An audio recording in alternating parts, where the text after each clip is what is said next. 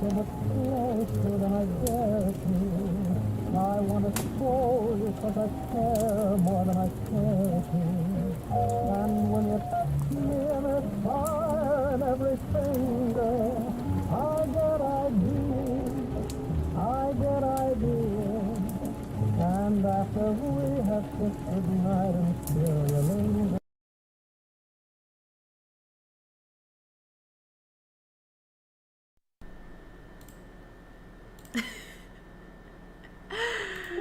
Ai, difícil acertar a tela. Boa noite não, boa tarde, meus amigos. Boa tarde. Deixa eu só mandar aqui pro meu queridíssimo marido, perguntando se tá tudo bem. Ganhei um vale tarde hoje, essa tarde, pra resolver meus assuntos aqui do canal. Deixa eu ver quem tá aqui online. O Antônio, infelizmente.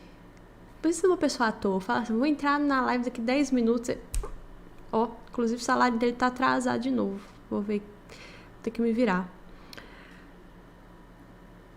A playlist de Old Music Playing in Another Room é muito boa e ela não tem copyright, por isso que ela é melhor. Um bom título. Pois é. Gente, vou falar o seguinte, não tô esperando muitas pessoas na live de hoje porque é uma live surpresa. Mas ainda estou aqui pensando com os meus miolos se eu vou deixar essa live aberta ou se eu vou fechar para academia. Por quê? Este é um assunto que a gente está discutindo na academia. Então talvez eu deixe fechado, mas talvez, enfim, ainda não sei. Então compartilhem aí com a galera, porque não tenho certeza sobre o que eu vou fazer. Essa semana eu resolvi ler O Príncipe do Maquiavel. Eu acho que todo mundo já leu O Príncipe aí nas suas respectivas vidinhas em algum momento. Se você não leu, você sabe do que eu tô falando. Você sabe que O Príncipe é uma espécie de manual político aí, que pessoas de natureza obscura usam para tentar galgar os degraus ali da ascensão política. É O Príncipe, e tem outro tratado antigo de um romano, eu acho, que o pessoal fala, não, você tem que ler isso aqui se você quiser entender o que é política. Vocês lembram do nome desse aí? Se vocês lembrarem, vocês me contem aí. Enfim, o pessoal sabe, conhece Maquiavel por causa dos adjetivos, né? Porque é maquiavélico, é alguma coisa ruim, é alguma coisa que faz as coisas pensando ali em obter alguns objetivos legais. Vocês conhecem por causa da famosa frase, os fins justificam os meios. Eu também conheci assim, sabe? Eu acho que li na faculdade. Mas não entendi muita coisa não, porque essa aqui não é uma leitura fácil. Se você não tiver aí um espírito preparado para a leitura de Maquiavel, você vai achar um porre, um cara da Itália do século XV, da virada do século XV para o século XVI, falando sobre uns reis aqui, uns príncipes ali, uns principados aqui, um papa ali, o que esses caras fizeram, como que você, ao chegar em um novo principado, você se torna rei, se o seu principado for hereditário, o que acontece? Você vai achar meio chato assim mesmo. Eu tendo a concordar com você. Mas, se você entendeu Maquiavel a partir de uma ideia de justiça, o negócio começa a ficar diferente. E se você começar a entender Maquiavel a partir da fundamentação das tiranias, aí o negócio deixa de ficar diferente e passa a ficar um rolê interessantíssimo. Por quê? Vamos por parte, né? Vamos por parte, como diria Jack Stripador. Nesse livrinho aqui, nós vamos observar uma pessoa que tentou fazer uma jornada política e que, de fato, em alguns momentos da sua vida, da sua breve vida, talvez não tão breve, eu não conferi quantos anos ele viveu, realmente chegou no topo do que você pode esperar que seja, assim, um topo de uma carreira política. Ele, como eu disse, ele viveu na Itália renascentista, e daí vocês vão precisar se lembrar que a Itália renascentista era uma Itália onde as influências clássicas, as influências da Grécia e as influências de Roma estavam fervilhando. Alguns autores romanos foram redescobertos, alguns autores gregos foram redescobertos. Aí o pessoal estava muito, muito, muito empolgado com a descoberta desta nova forma de vida, que era a forma de vida clássica. E daí quem já acompanha o canal aqui há mais tempo vai começar a fazer alguns paralelos. O que é essa forma de vida clássica? Bom, é uma forma de vida que tem valores muito diferentes dos valores que a gente acredita que é o certo hoje em dia. É uma forma de vida que preza algumas virtudes diferentes das virtudes que a gente preza. Então, se você pensar nos romanos, assim, você irá se lembrar que os romanos eram um povo voltado à honra e à glória, via de regra, e que era um povo que gostava mesmo de conquistar novos territórios, de subjugar as pessoas que conquistavam e de botar escravo ali na arena para brigar entre si. E era um povo bem, assim, venhamos e convenhamos, um povo violento e que valorizava a violência. Tá tudo dentro daquele conceito, assim, que você vai encontrar bastante na Ilíada e na Odisseia do Homero. Lá na Ilíada do Homero, você vai encontrar os guerreiros, os melhores guerreiros, sendo reconhecidos pela força em campo e pela honra. A sua honra derivava diretamente da sua força, do seu vigor físico e tudo mais. Isso estava vinculado à sua nobreza, que era uma nobreza descendente dos deuses. Então você não podia desassociar o que era a moral e o que era a força. E daí surge ali o Renascimento, final da Idade Média, aquela sensação de que o mundo está acabando, de que uma ordem antiga está sendo substituída por uma ordem nova, o pessoal não sabia muito para onde correr. E daí muitos começam a valorizar este passado clássico como sendo um passado a ser atingido. E o Maquiavel, nesse ponto, ele não é um cara muito diferente da época dele não, tá?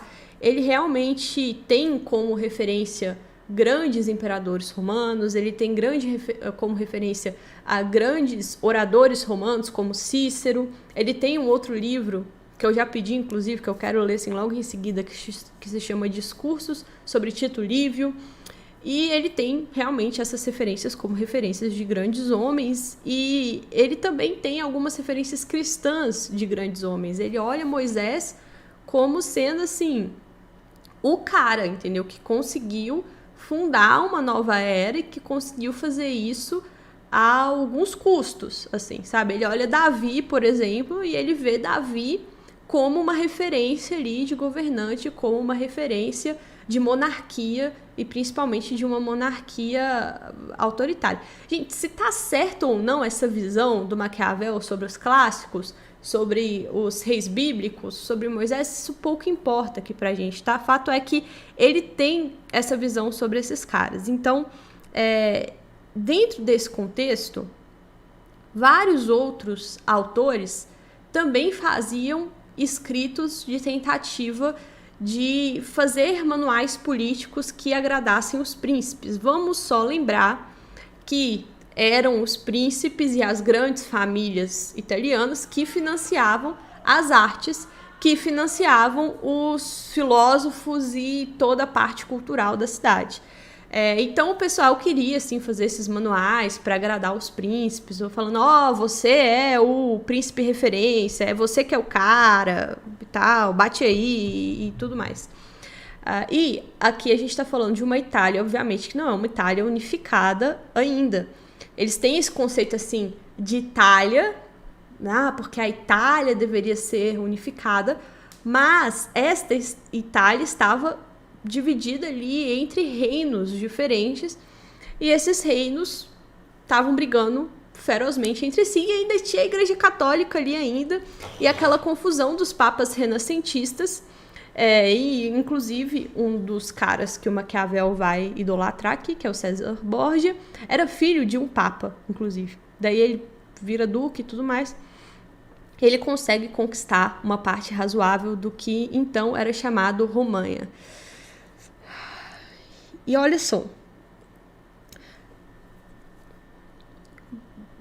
Deixa eu ver se eu vou conseguir colocar isso na cabeça de vocês sem que vocês tenham lido a República de uma forma mais abrangente. Já foram séculos. Então, Maquiavel escreve no século XV. Ele escreve para um príncipe em específico, para um Médici da época. E mesmo assim, o Maquiavel continua dividindo opiniões das mais diversas possíveis. Se você fazer a experiência dessa leitura aqui de uma forma assim mais coração aberto, eu tenho certeza que você vai sair dessa leitura mais ou menos aterrorizado por ela. Porque as descrições aqui, então a interpretação mais corrente desse livro é o seguinte: esse cara é um realista. Ele olha para o que os grandes homens fizeram, ele olha para o que Júlio César fez, para o que Moisés fez, para o que, obviamente, o cara mais próximo dele, que é o César Borgia, um dos mais influentes dos Borgia, fez. Ele analisa o que esses caras fizeram, e daí ele tem uma leitura realista da prática política. Então ele teria sido o primeiro realpolitik da coisa. Ele fala, você quer ser um monarca? Você quer ascender ao poder? Você quer manter o poder? Você vai ter que fazer isso aqui. Você vai ter que passar por cima das suas próprias promessas. O monarca não pode se dar ao luxo de cumprir aquilo que ele prometeu. Number 1. Number 2. Se você é um príncipe novo, ou seja, se você conquistou uma nova área que anteriormente não era sua, a primeira coisa que você tem que fazer é passar o cerol em toda a descendência daquela antiga família nobre que comandava ali. Literalmente, Maquiavel está falando assim: matem mulheres, matem crianças, Romanov, atirem em todos eles, porque não pode ficar nenhum descendente daquela antiga hierarquia, porque se ficar um descendente, o povo eventualmente vai lá, vai resgatar aquele descendente e vai botar ele no poder de novo.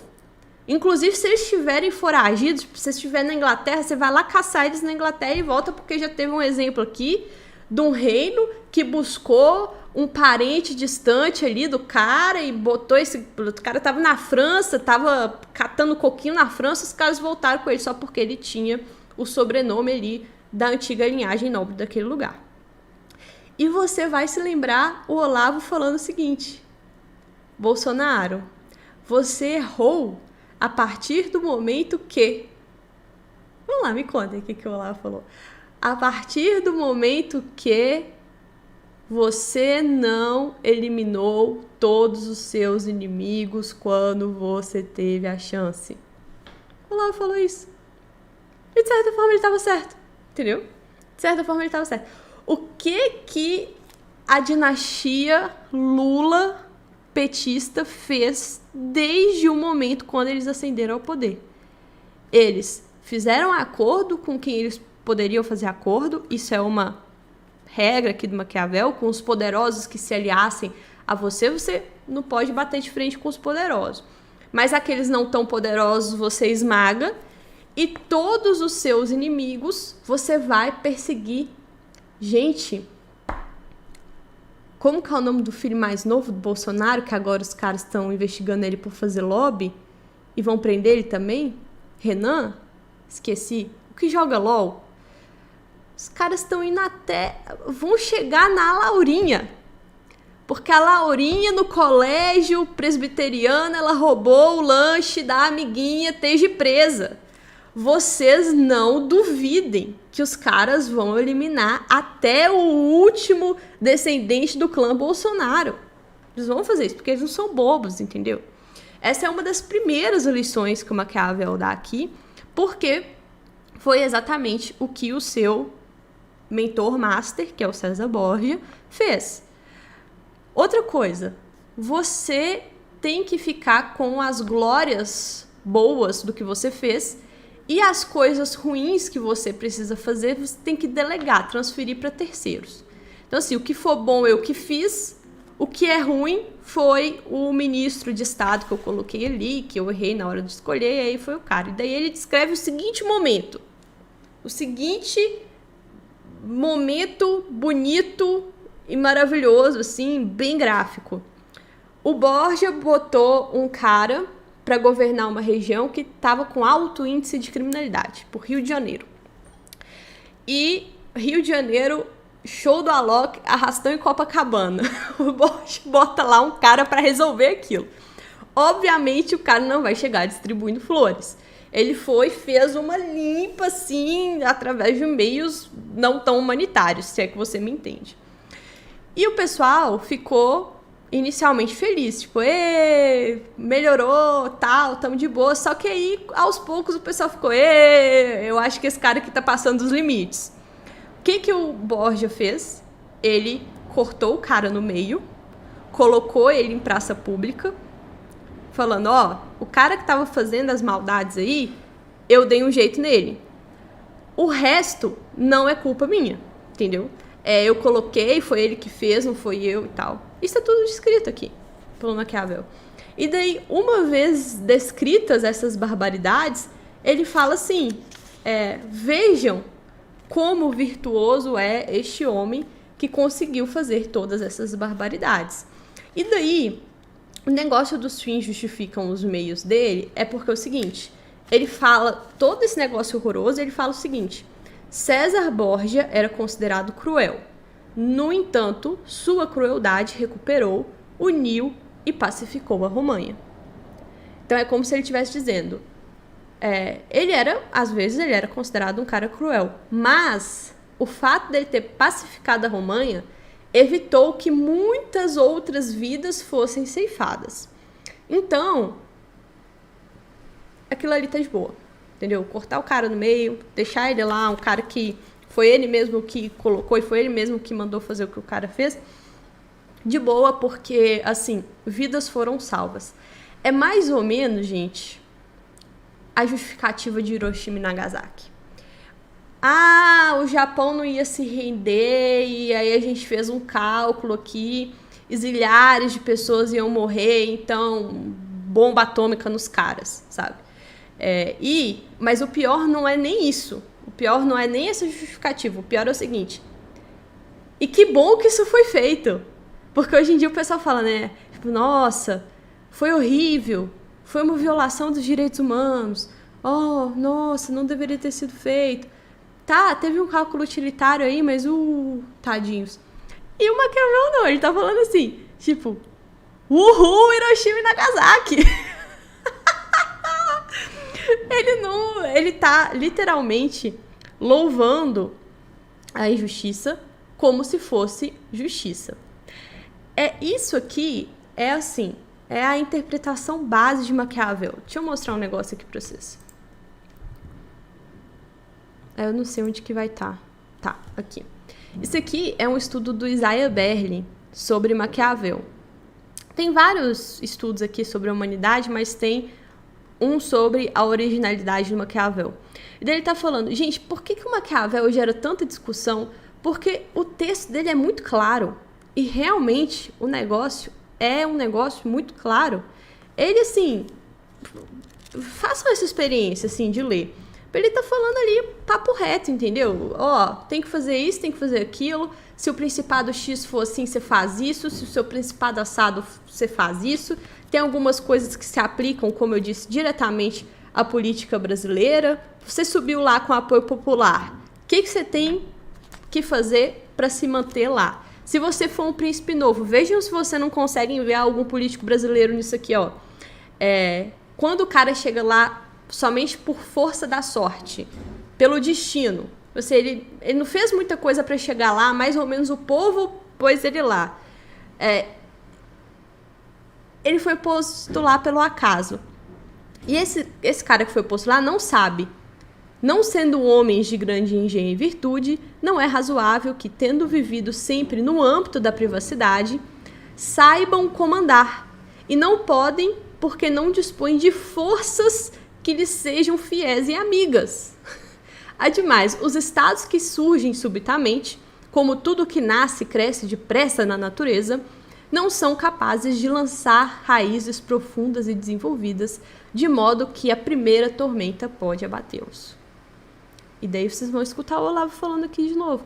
Não adianta eleger presidente sem uma base bem definida, porque a primeira tormenta pode abatê-los. Fazer isso sem uma base definida é basicamente suicídio. Tá aqui. Tá no Maquiavel. E daí ele pergunta, cara, olha só, tem uns outros caras, tipo Platão, Rousseau, Hegel, Marx, que essa amplitude de interpretações possíveis se deriva grande parte da forma meio obscura que os caras escrevem. Mas Maquiavel não. Maquiavel é um cara muito direto. Eu não vou ler, não. Eu só quero mostrar para vocês a quantidade de interpretação que tem sobre o Maquiavel. Olha só. Algumas interpretações, e daí eu já vou conversar com vocês sobre essas interpretações aqui, enxergam a liberdade. O Príncipe deve ter sido escrito com a intenção, Spinoza é claro a respeito, de avisar aos homens sobre o que os tiranos poderiam ser e fazer, para que fossem capazes de lhes oferecer maior resistência. Talvez o autor não pudesse escrever abertamente com dois poderes rivais, os da Igreja e o dos Médici, a vigiá-lo como igual, e não injustificada a suspeição. O Príncipe é, portanto, uma sátira, embora nenhuma obra me pareça produzir menos essa impressão. É a opinião do... Onde que caiu? É porque tá chovendo aqui. Essa aqui é a opinião do Isaiah Berlin, de que não parece essa impressão. Aí tem aqui, o Gilbert é um texto típico do seu período, é só mais um espelho pro príncipe. Prezelone e Haydn consideram um texto anticristão e o Fichte também consideram isso. Um ataque à igreja e todos os seus princípios, uma defesa pagã da vida. Tofani acha que Maquiavel era cristão, ainda que particular. O Rodolphe, seu biógrafo e tal, não discordam inteiramente, acham que ele é cristão. Alderísio acha que ele é um católico sincero. Fulano, aqui ó, neo-estoico Lipsus, ele era um patriota apaixonado, que via em César Borgia o homem que, se tivesse vivido, poderia ter libertado a Itália dos bárbaros franceses, espanhóis e austríacos, que estavam oprimindo o país e reduzindo a miséria e a pobreza. Aí tem Cassier, Herder, Bacon, todo mundo que passou pela vida aqui tem uma opinião diferente sobre Maquiavel. Macaulay, os restauradores da política francesinha, Burckhardt, olha só a quantidade de nome aqui. O famoso Croce, que acha que Maquiavel é o divórcio entre a política e a ética e tudo mais. Enfim, tem muita gente falando, ó.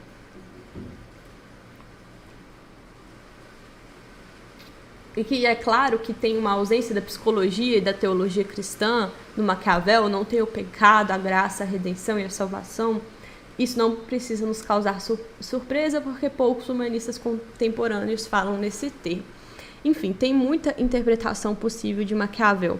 Muita, como eu mostrei aqui para vocês. Eu sugiro que vocês deem uma olhada nesse ensaio, porque tem, assim, o Isaiah Berlin pegou as principais opiniões e juntou tudo e deixou mais ou menos organizado. Então, se você quiser saber o que esse cara fala um pouquinho mais sobre Maquiavel, é só você chegar lá e ler. Inclusive, o famoso ensaio sobre Maquiavel do Léo Strauss, ele também menciona aqui também.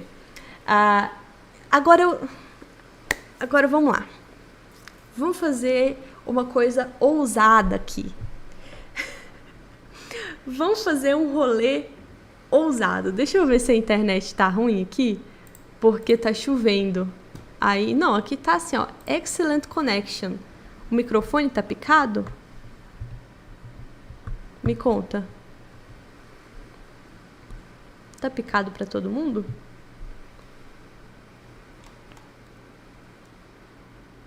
Nem tá chegando mensagem de vocês, então nem deve estar funcionando, né? Normal? Então tá. Vamos fazer um negócio diferente aqui. Ousadíssimo, tá? Tem essa infinidade aqui de interpretação de Maquiavel. Mas, na minha humilde opinião, não é possível entender Maquiavel sem ter lido A República de Platão. Vamos lá.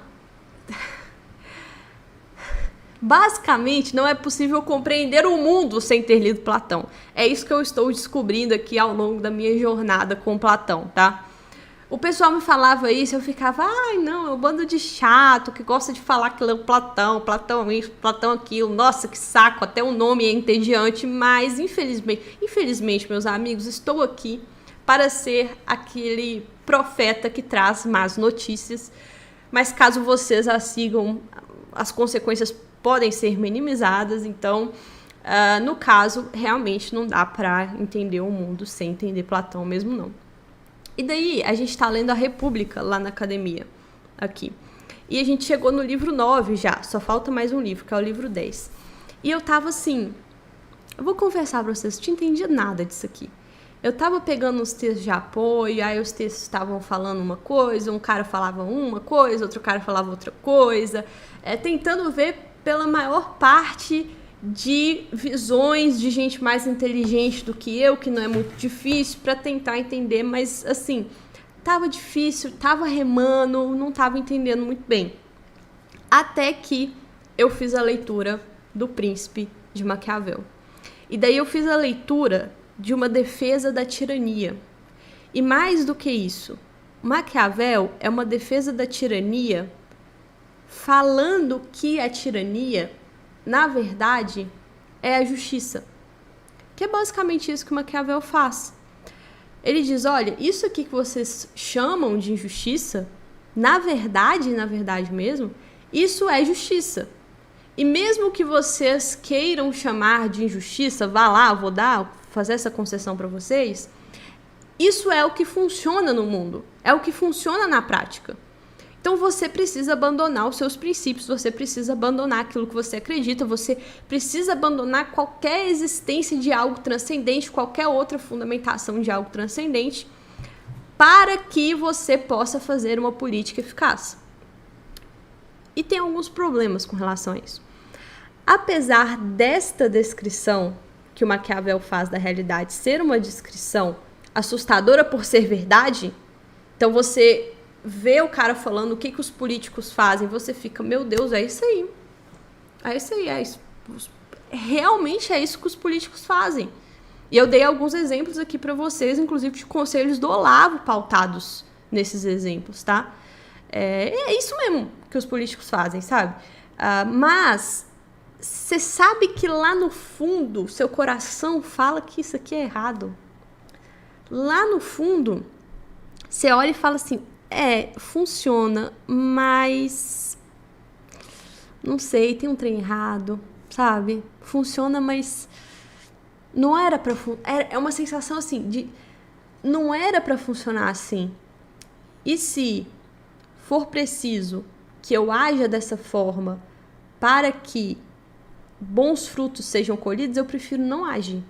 Eu prefiro colher as desgraças posteriores do que jogar a bomba em Nagasaki e Hiroshima. Negócio assim. Tem um negócio dentro de você que sente que aquilo ali é errado. E o que o Maquiavel faz é tentar fazer você acreditar que aquilo é o certo.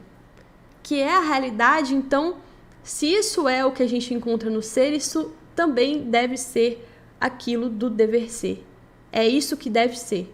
Se o César Borgia fez isso para manter o poder e se perpetuar no poder, então é isso que deve ser feito, entende?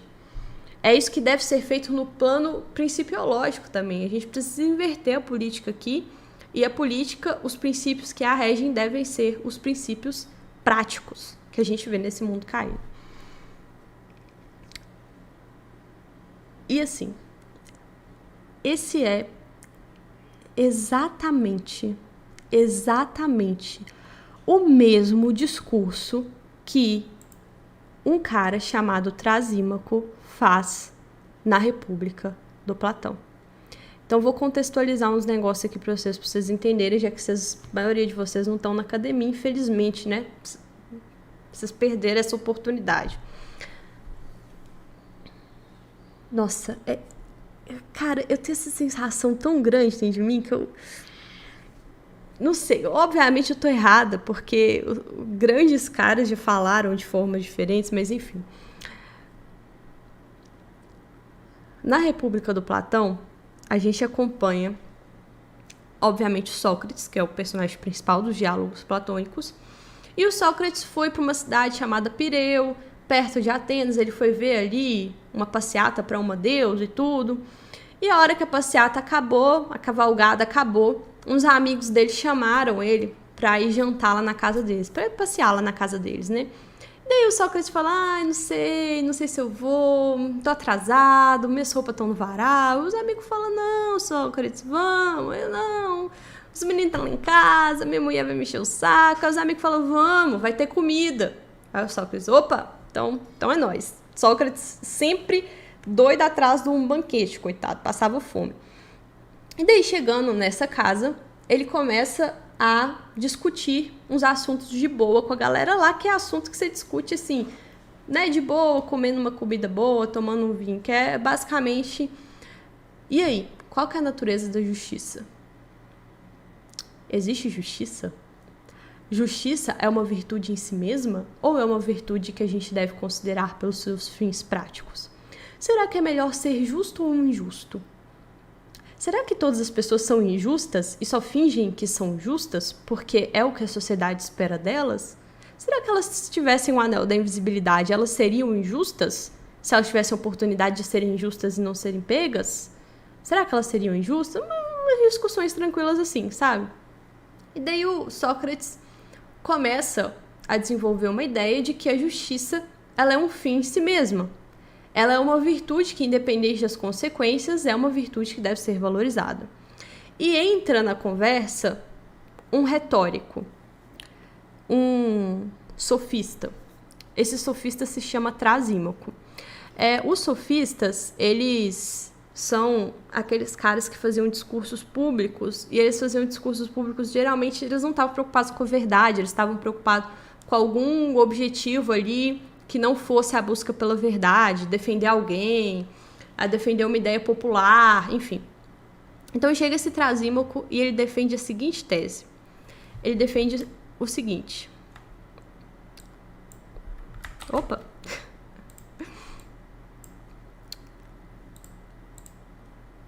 Ouve então. Afirmo que a justiça não é outra coisa senão a conveniência do mais forte. Mas por que não aprovas, não queres fazê-lo? Ele diz em alto e bom som, olha só, a justiça é a justiça do mais forte.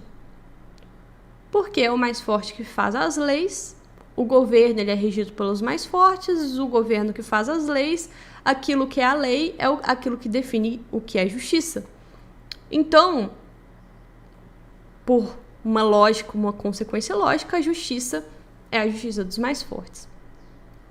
E o Sócrates, tenta pegar ele, assim, no pulo e fala, mas peraí, o que você quer dizer com mais forte? Será que é, o Anderson Silva, que é quem faz a lei? O Anderson Silva é quem faz a justiça? E ele, não, Sócrates, é difícil conversar com você porque você fica torcendo as coisas que a gente fala. É lógico que eu não tô falando disso. Quando eu falo que a justiça é a lei do mais forte, eu estou querendo dizer o seguinte. Cada governo... Tá aqui, ó. Eu não sei se vocês conseguem ver. Cada governo estabelece as leis de acordo com a sua conveniência. A democracia, leis democráticas, a monarquia, monárquicas. E, uma vez promulgadas essas leis, fazem saber que é justo para os governos aquilo que lhes convém e castigam os transgressores, a título de que violaram a lei e cometeram injustiça. Aqui tens, meu excelente amigo, aquilo que eu quero dizer, ao afirmar que há só um modelo de justiça em todos os estados, o que convém aos poderes constituídos. Ora, estes é que detêm a força. A justiça é a conveniência do mais forte. Vocês vão escutar isso aqui em um monte de jurista atual. Um monte de jurista vai falar assim, a justiça é aquilo que a lei determina. Se a lei determina assim, é justo. Se a lei determina assado, é justo. Aí você pode argumentar, mas no passado a lei determinou que a escravidão era justo. É exatamente isso aqui, ó. Cada governo estabelece as leis de acordo com a sua conveniência. Aquele governo lá atrás estabeleceu a lei de acordo com a conveniência deles. E lá, a escravidão era justiça. Então, logo, escravidão é justo para aquele governo. Se para esse governo aqui escravidão não é justa, aí é problema desse governo. São outras pessoas que estão mandando aqui, essas pessoas têm outros interesses. Beleza, seguimos.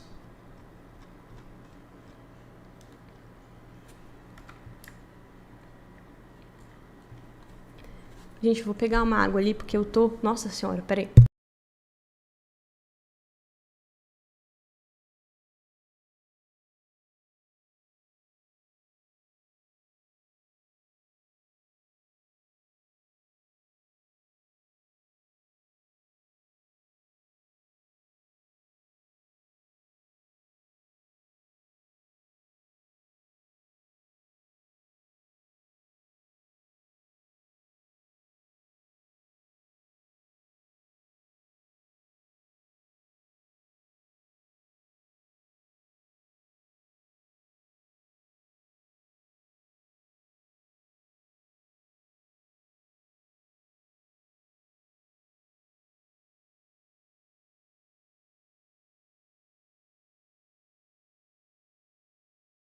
Derrubei o trem aqui, meu fone. Ah, esqueci de desconectar. Aí ele continua, ó.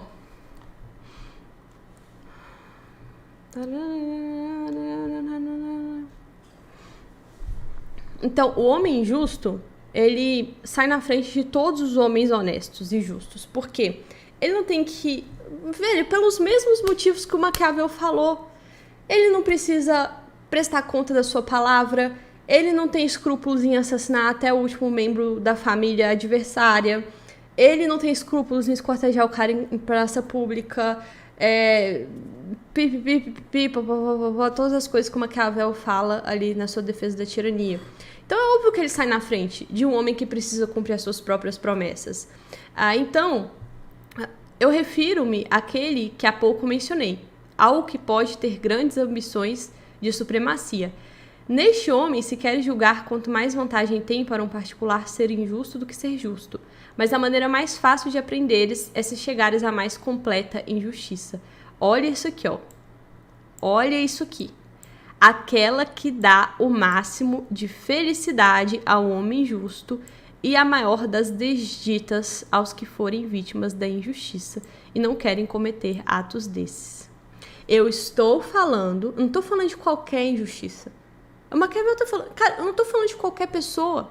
Eu estou falando do príncipe que estiver disposto a fazer a mais completa desgraça. É aquele que dá o máximo de felicidade ao homem injusto e a maior das desditas aos que forem vítimas de injustiças e não querem cometer atos desses. Do que eu tô falando, meu amigo? Eu tô falando... Não muda da cor desse negócio aqui? Não muda? Não sei. Muda? Não muda? Trata-se da tirania, que arrebata os bens alheios a ocultas e pela violência, quer sejam sagrados ou profanos, particulares ou públicos. E isso não aos poucos, mas de uma só vez. É uma defesa do Maquiavel de falar, ó, você tem que chegar, você tem que fazer isso. Se você for fazendo aos poucos, você dá tempo pro adversário te pegar, tá? Se alguém for visto a cometer qualquer dessas injustiças, de per si, ele é castigado e recebe as maiores injúrias.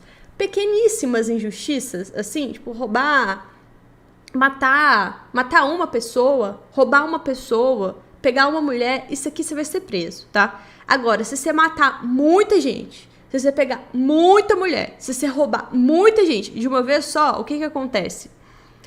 A quem comete qualquer um desses malefícios isoladamente chama-se sacrilégio, negreiro, gatuno, ladrão. Mas se um homem, além de se apropriar dos bens dos seus cidadãos, fazer deles escravos e o torna seus servos, em vez desses epítetos injuriosos, é qualificado de feliz e bem-aventurado, não só pelos seus concidadãos, mas por todos os demais que souberem que ele cometeu essa injustiça completa. É aqueles que criticam a injustiça, não a criticam por recearem praticá-la, mas por temerem sofrê-la. Assim, ó Sócrates, a injustiça, quando chega a um certo ponto, é mais potente mais livre, mais despótica do que a justiça. E como eu dizia a princípio, a vantagem do mais forte é a justiça, ao passo que a injustiça é qualquer coisa de útil a uma pessoa e de vantajoso. Puta que pariu! Além do cara se transformar num tirano, ele vai ser exaltado por todo mundo. Por quê? O povo é injusto por natureza. E as pessoas só estão esperando uma oportunidade para cometer as suas próprias injustiças. E daí, a hora que elas veem alguém fazendo aquilo que elas sempre quiseram fazer, mas não tiveram peito, elas batem palma, falam, uhul, vai lá, entendeu? Então, é exatamente porque os homens são assim que a conduta do tirano se justifica. Você encontra isso aqui em Maquiavel em alto e bom som. Quer ver? Até marquei aqui.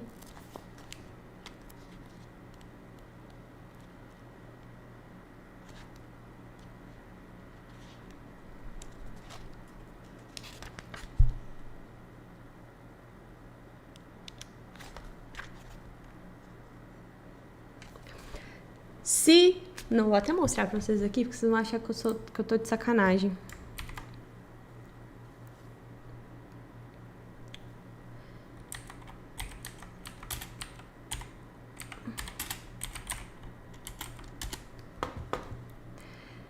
Dá pra ver aí? Dá, né? Se todos os homens fossem bons, este preceito não seria bom. Mas, como eles são maus e não mantêm a palavra dada ao príncipe, este também não deve mantê-la perante eles. Ademais, nunca faltaram a um príncipe razões legítimas para incorrer na observância. E pode dar exemplos infinitos modernos a fim de mostrar quanta paz e quantas promessas foram invalidadas pela infidelidade dos príncipes, e aquele que mais soube valer-se da raposa, se saiu melhor.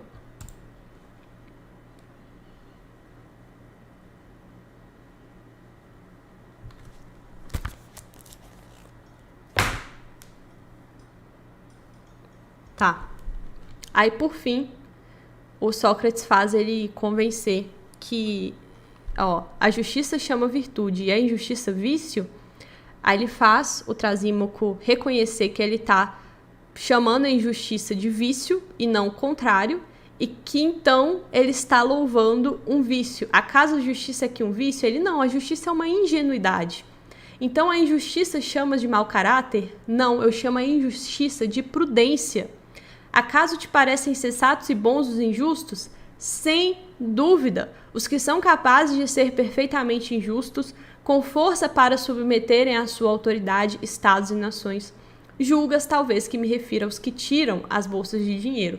É que isso também é proveitoso, se passar despercebido, mas não vale a pena falar do assunto, mas sim daquele que há pouco fiz menção. Então, eu não estou falando das pequenas injustiças, tá? Se você roubar um banco, às vezes, se você não for pego, você vai tirar alguma coisa boa disso. Mas eu estou falando mesmo da grande injustiça. Eu estou falando dos caras que fazem grandes injustiças.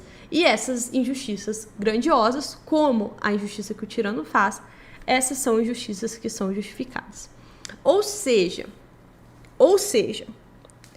nós estamos falando aqui de um cara que basicamente está pegando aqui o discurso do Trasímaco e transformando em um livro. Então a gente está falando do Maquiavel, que basicamente pegou um discurso de um sofista, de um retórico, que está na República, e transformou isso num livro. Um manual de política. É basicamente o seguinte: você tem 1984, que é uma crítica àquele sistema, e daí você tem as pessoas pegando e usando 1984 de manual.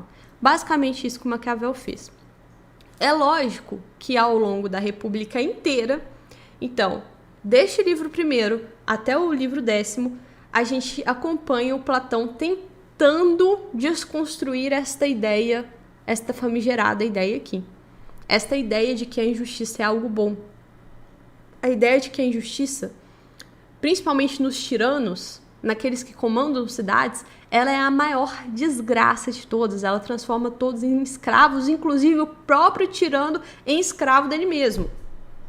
É ao longo dessa jornada inteira, porque primeiro o Platão faz uma jornada de ascensão, depois ele começa a caminhar de novo até o final, até chegar... Ele faz uma jornada de ascensão até chegar no que seria o justo perfeito, e depois ele desce até chegar no injusto perfeito, para provar que este cara seria o mais miserável de todos. Esse cara aqui que o Trasímaco tá falando, que ele seria um cara top, de boa, numa nice, ele seria o cara mais desgraçado de todos. Mas aí o Maquiavel esquece o resto do livro e foca só aqui no discurso do retórico. Será mesmo? Será que é isso que ele faz? Olha só que interessante. Nessa edição aqui da Penguin, que eu cuidadosamente pirateei,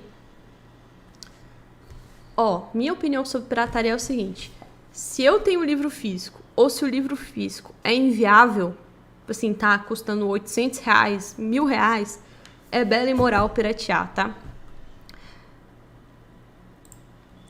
Não, melhor. O prefácio desse livro é do Fernando Henrique Cardoso.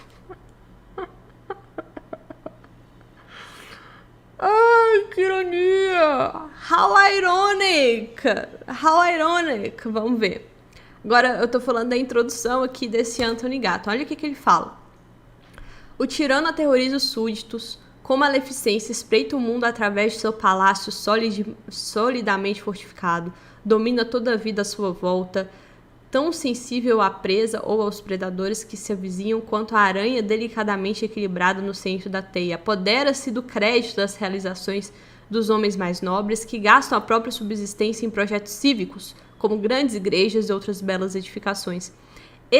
Entretém os embaixadores de potências estrangeiras à sua mesa, se parece alguém que eu conheço, e toma decisões que afetam o bem-estar de todos os súditos, consultando apenas os seus favoritos.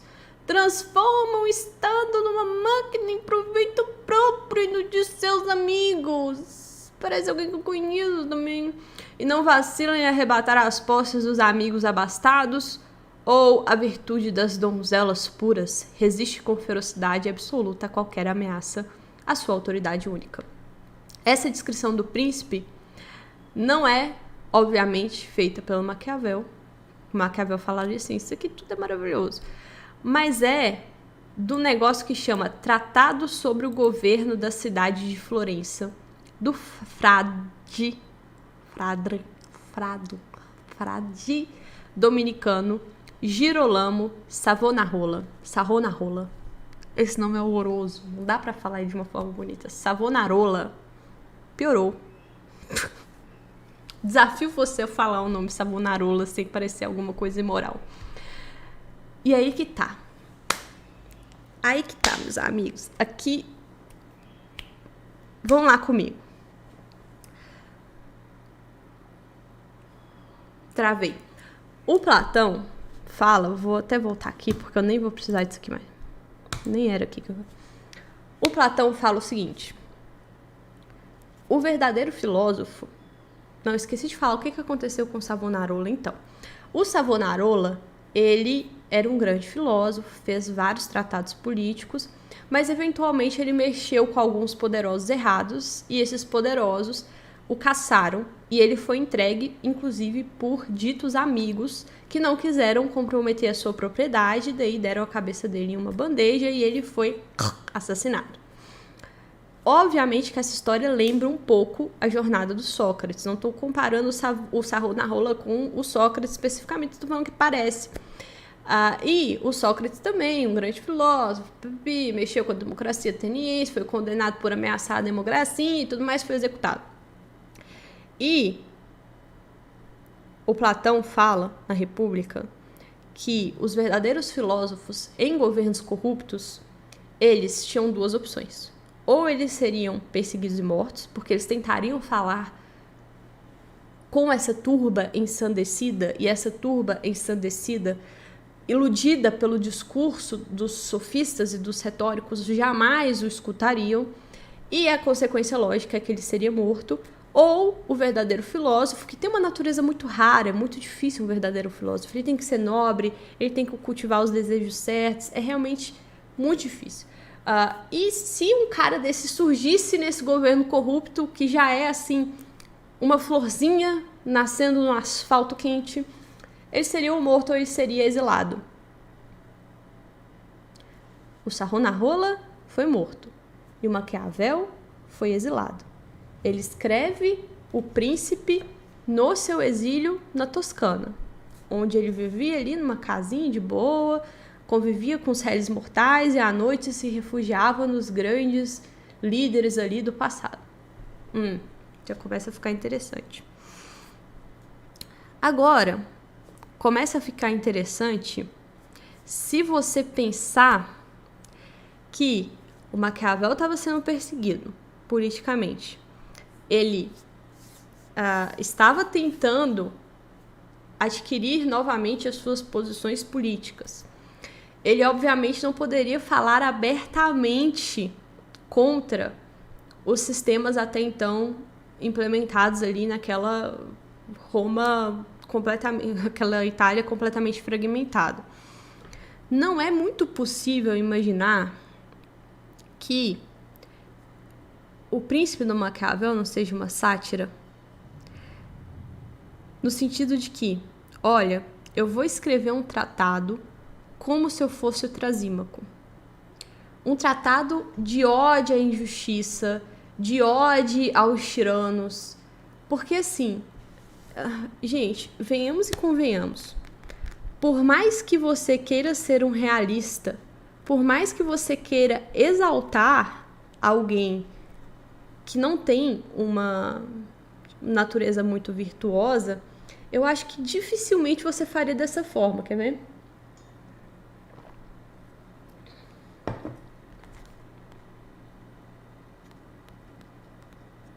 deixar aqui.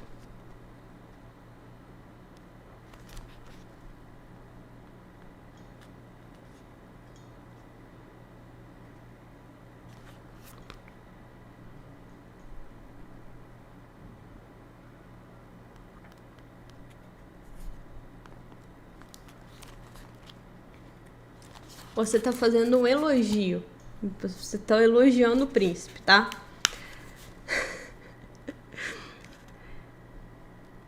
Vou botar aqui pra vocês verem que eu não tô ficando doida. E examinar todas as ações do Duque.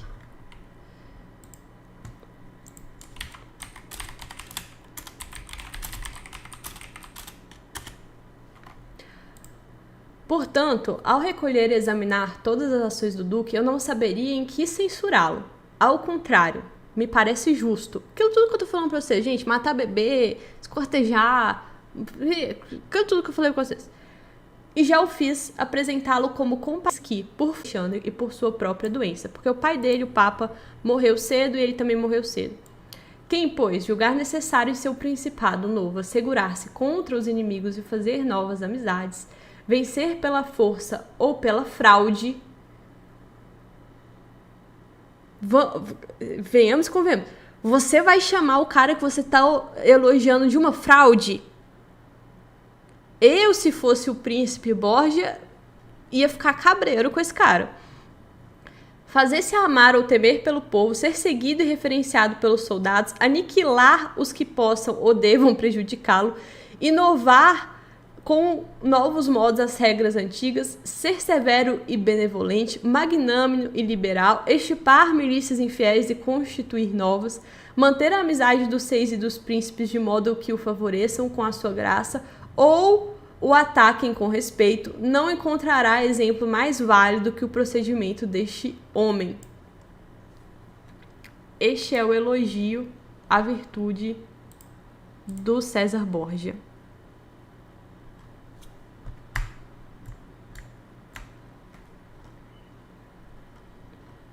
Deixa eu só achar aqui.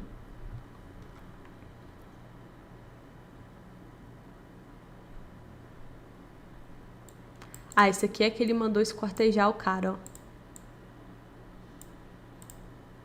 Que o cortasse em dois e abandonasse os seus despojos na praça de Cesena, ao lado de um cepo e de um cutelo ensanguentado. A velocidade do espetáculo deixou o povo a um só tempo assombrado e satisfeito. Isso não é um feito assim que você fica falando pra quem que você quer elogiar, veja bem.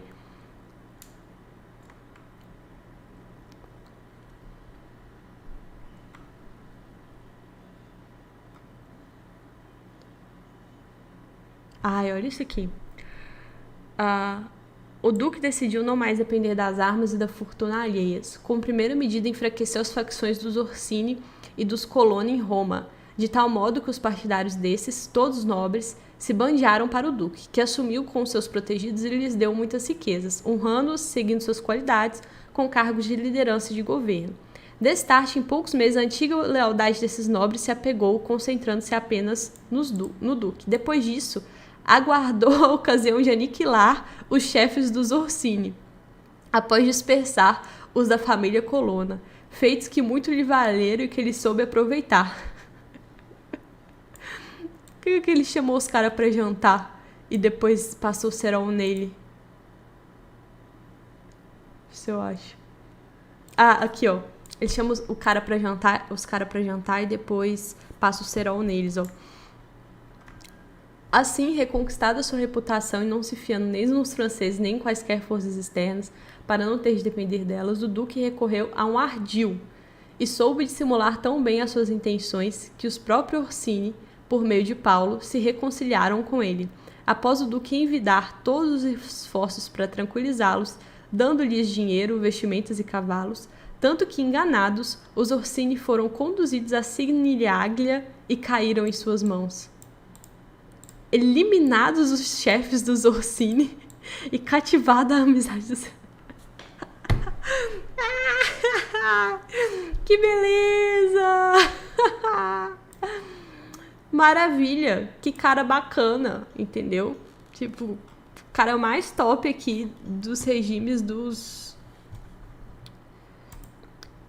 Oh, eu sempre erro esse negócio aqui. Enfim, essa é a minha tentativa de compartilhar com vocês aqui essa possível análise do Príncipe Maquiavel.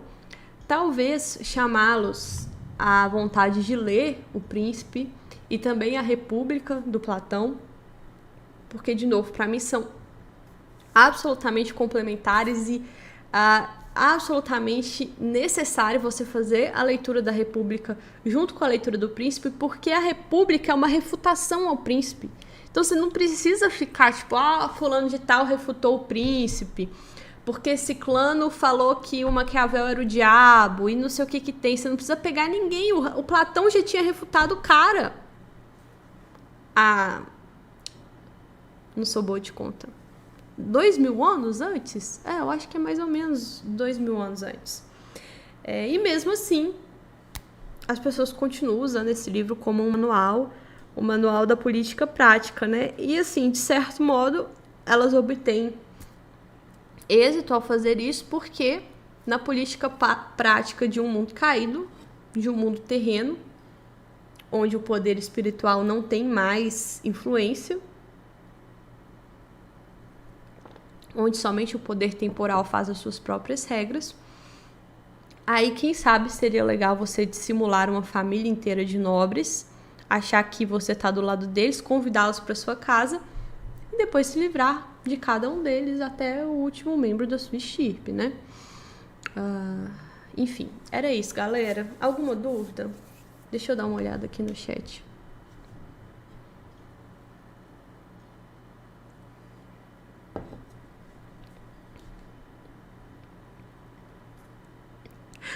Lá vou eu ler um livro que não estava no meu radar para este ano.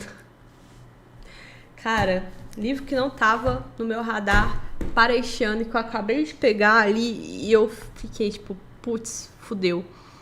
É As Avessas, do Wiseman, mencionado pelo Michel Houellebecq. Acabei de ler o primeiro capítulo e fiquei, tô ferrada. Eu tô com raiva de só estar lendo o livro das edições da Penguin, cara. Mas enfim, eles estão fazendo umas edições boas. Que ódio da Companhia das Letras. E as capas não são burras também.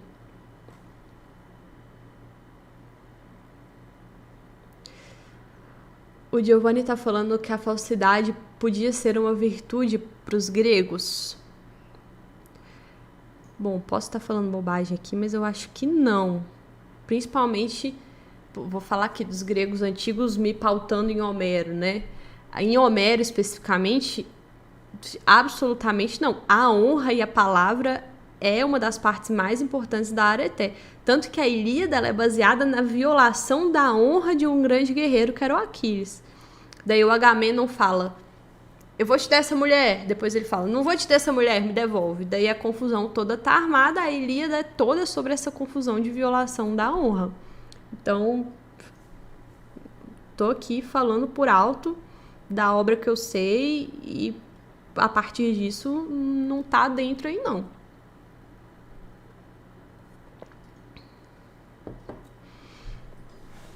Ele não escreve especificamente para a família Borgia, então como iria pagar os boletos? Então ele escreve para os Médici, né?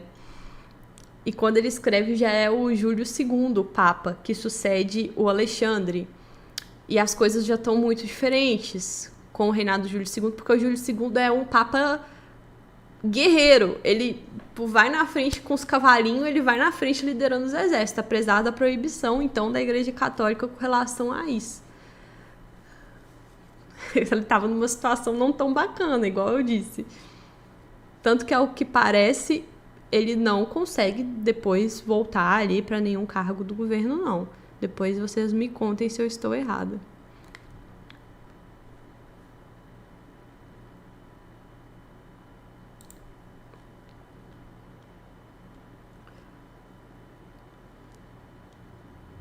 Uma vez falaram que estamos em desvantagem aos bandidos por eles não terem escrúpulos. Bem, isso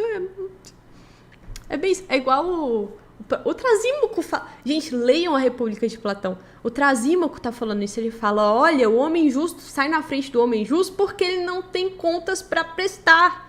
Ele não precisa honrar a palavra dele, ele não precisa se restringir de roubar, de matar, de fraudar. E não sei, ele sai da frente do homem justo. É por isso que a injustiça ela deve ser valorizada, entendeu? Ela faz grandes homens e tudo mais. Tá tudo aqui, cara, escrito há 2.500 anos. Tô fazendo as contas aqui. Ai.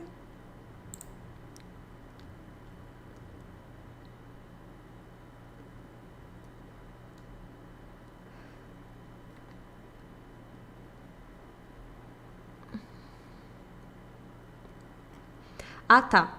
O Giovanni falou, mas na Eneida foi falado sobre o cavalo de Troia e a astúcia do Ulisses.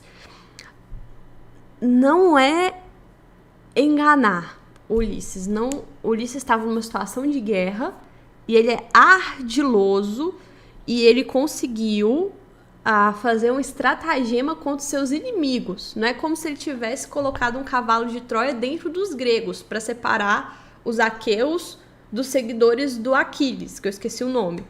É um pouquinho diferente a situação, sabe?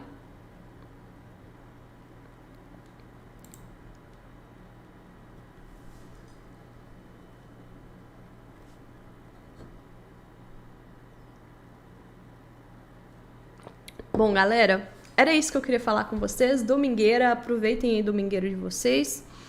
Eu decidi se essa live vai ficar salva, mas é muito provável que fique salva só pra academia. Aí amanhã eu tiro ela do ar, mas eu vou subir um vídeo menorzinho sobre o príncipe lá no canal, tá bom? Um beijo e fiquem com Deus.